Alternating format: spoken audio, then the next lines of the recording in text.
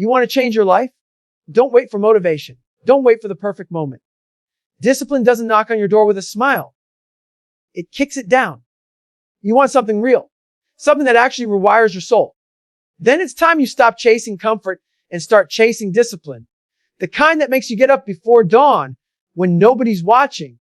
The kind that makes you train your mind to obey even when your body screams. Discipline is not about feeling good. It's about doing what needs to be done, no matter how you feel. And if you think that's harsh, good, because that's what it takes. You've been lied to by the soft culture of ease. You've been told that rest is the reward and struggle is optional. That's garbage.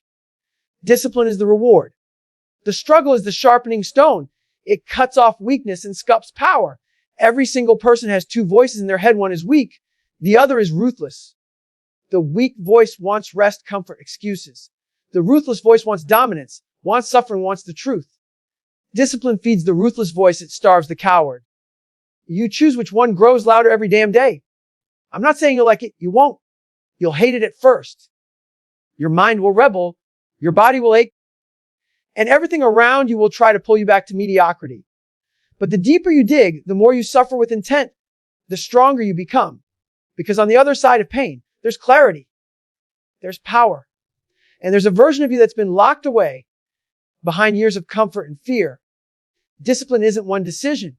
It's a war of thousands of decisions. Waking up early when your alarm is your enemy.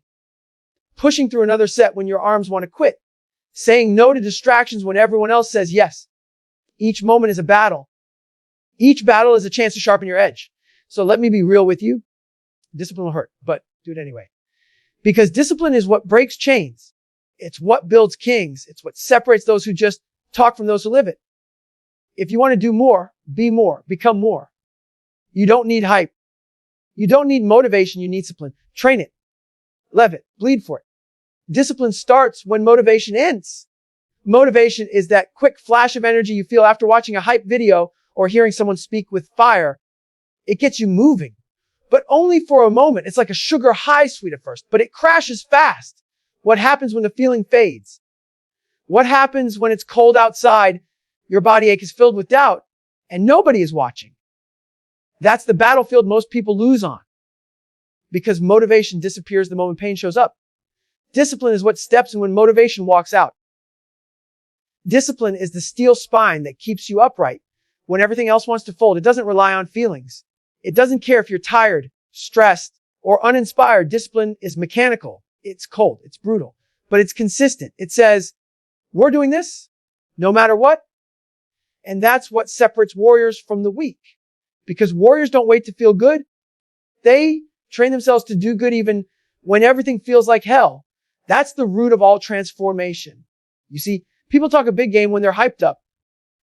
Everyone's a beast when they're inspired. But the real question is, who are you when it's 4 a.m., your eyes are heavy, and there's no audience? That's when discipline shows its face. That's when your true identity gets revealed.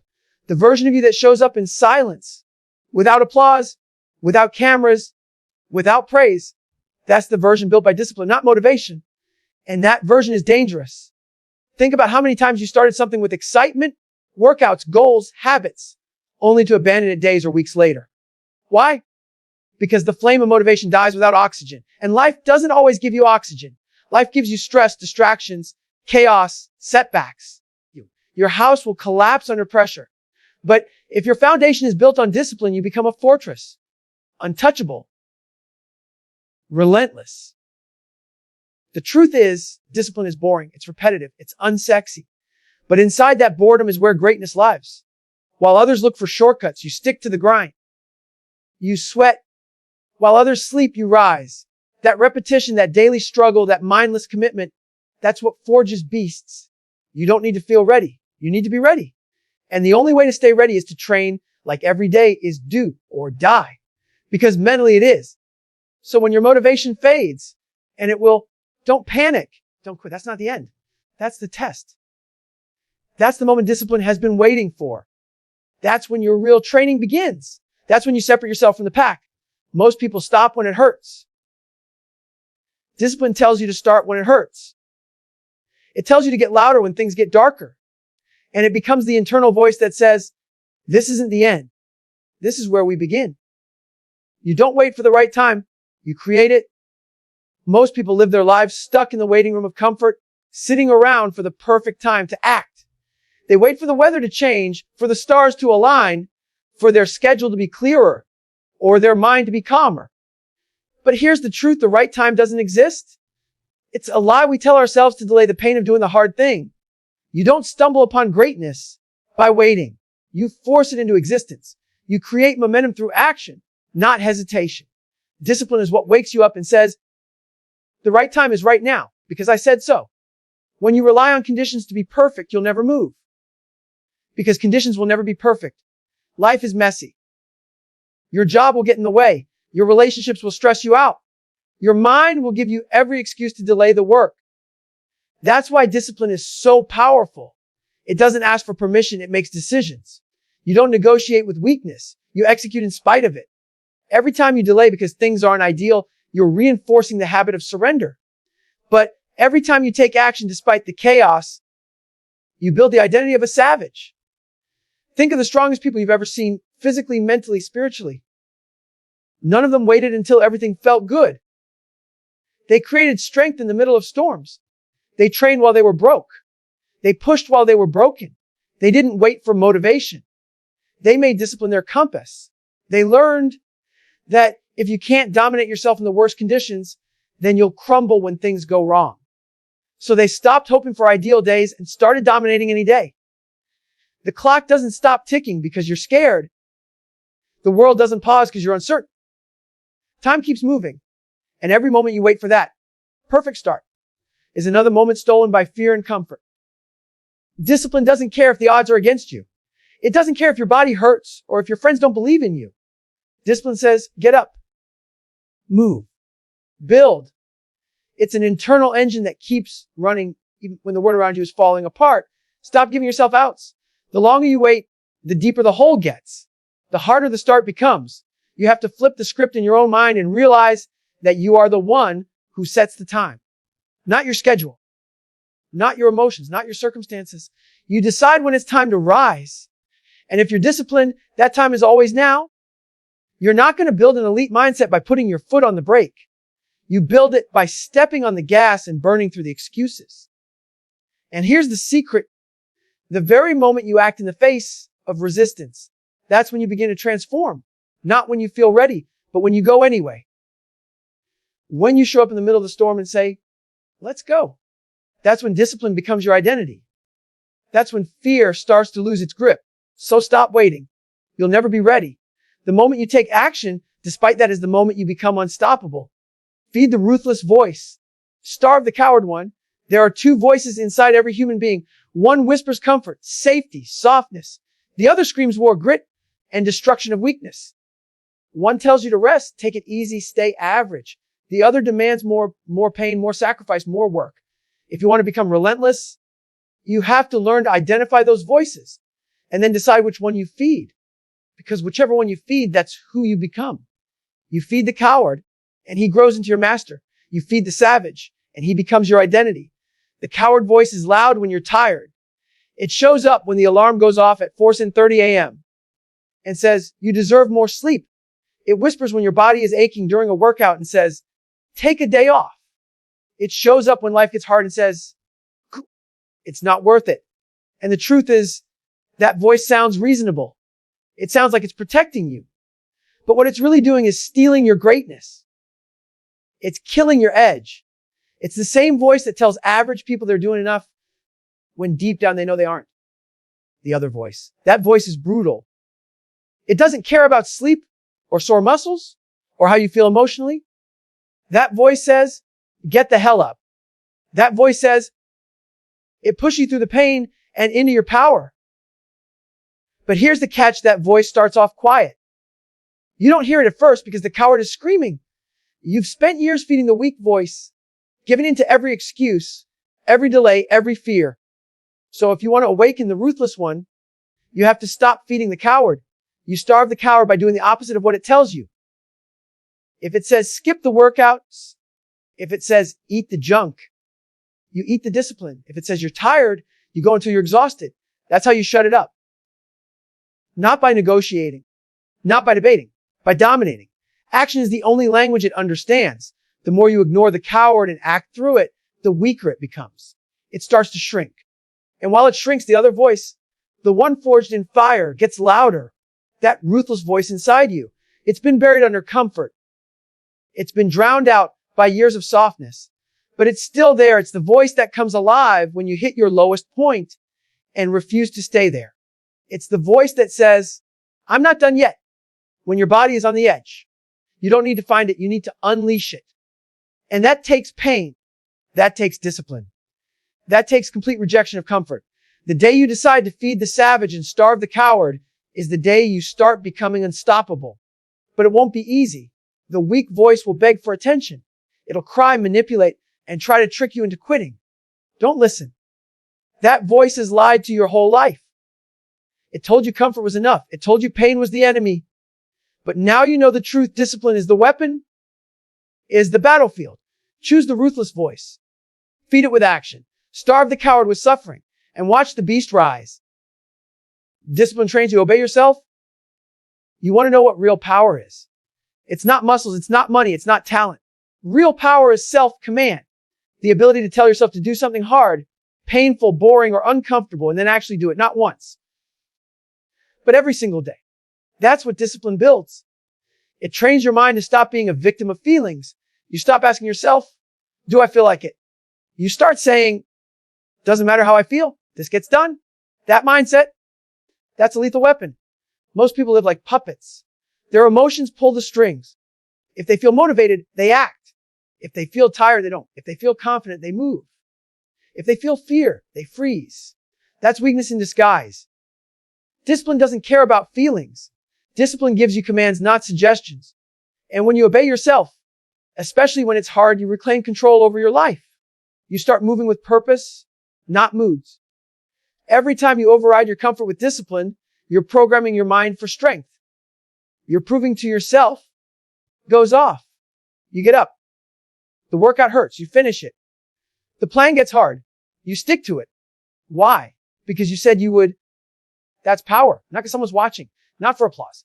But because you refuse to betray your own standard.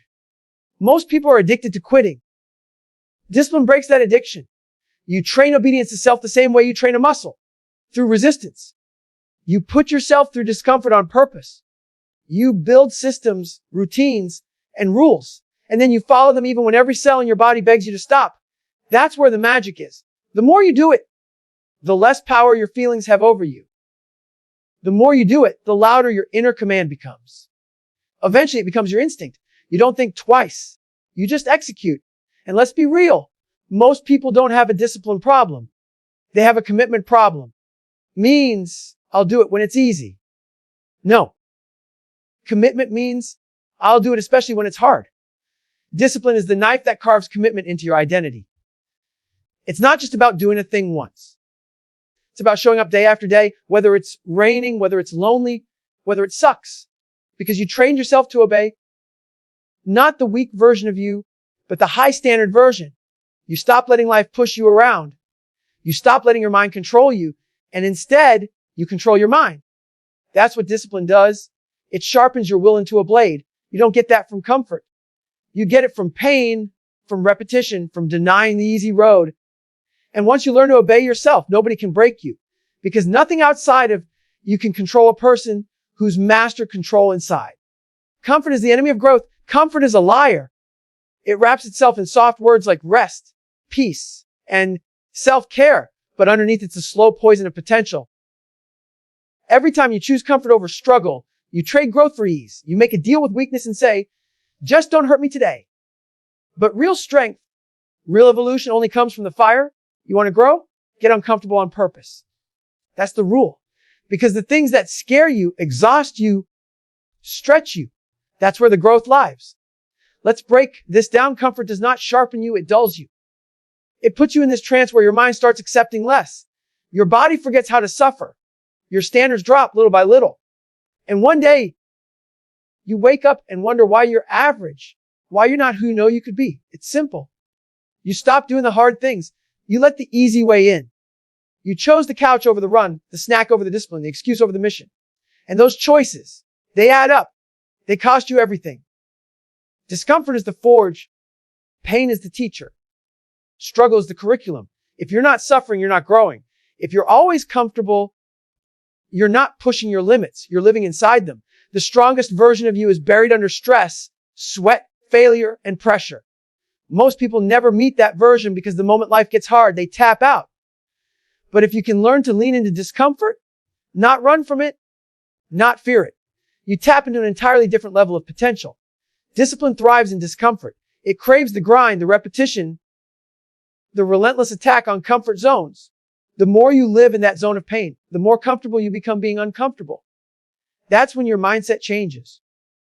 That's when fear starts to fade because you've trained your nervous system to stop panicking in hard conditions. You've taught your body that pain doesn't mean stop. It means grow. That's where all your power is hiding. Comfort wants you to settle, wants you to believe that good enough is actually enough. It tricks you into chasing happiness instead of legacy. You weren't built for soft living. You were built to dig deep, suffer, adapt, and overcome. The moment you start seeking comfort as a lifestyle, you surrender your edge to, you become soft. And softness doesn't survive storms. You want to win in this life. You better become the kind of person who finds comfort in the suffering, who doesn't back down when it gets hard, but leans in and smiles. So understand this. Every time you chase the easy path, you lose a piece of your edge. Every time you choose comfort over growth, you make yourself weaker. And over time, that weakness becomes your identity. But the opposite is also true. Every time you choose the harder way, every time you suffer with purpose, every time you deny comfort, you evolve. You separate yourself from the pack. That's how you become dangerous. Every choice is a battle in the war of discipline. Life doesn't change in one massive decision. It changes in thousands of tiny, invisible moments, choices that nobody sees, that most people think don't matter. But they do. Every time you hit snooze, skip the workout, cheat on the diet, or delay the task, you just lost a battle. You just fed weakness. You just reinforced the identity of someone who doesn't follow through. And those losses stack. They become habits. And over time, they become who you are. Discipline is not about one big, heroic act. It's about winning the small wars over and over again. Understand this: discipline is not some dramatic moment of willpower. It's not about standing on a mountaintop screaming how strong you are. It's about doing the right thing when nobody cares, when no one is watching, and when nothing wants to move. Every choice is a battlefield. When the alarm goes off, that's a battle. When your legs hurt and it's time for another set, that's a battle.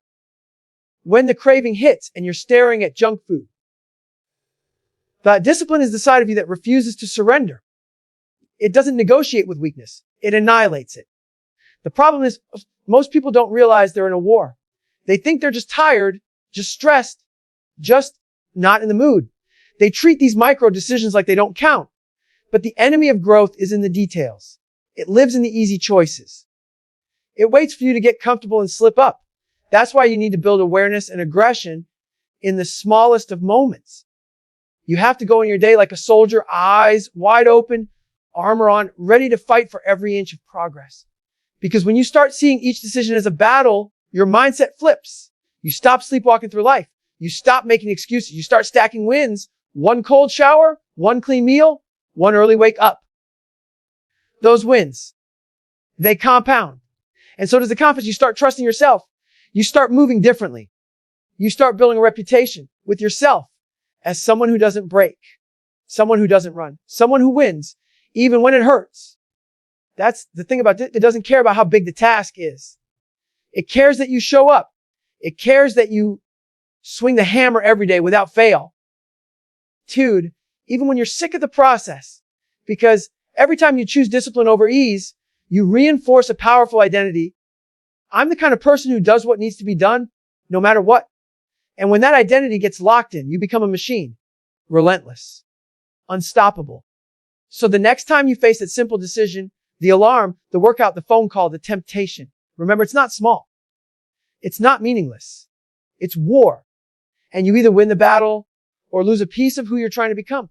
Discipline is forged in those moments, not the loud ones, the quiet ones, the lonely ones, the ones where nobody will ever know what choice you made.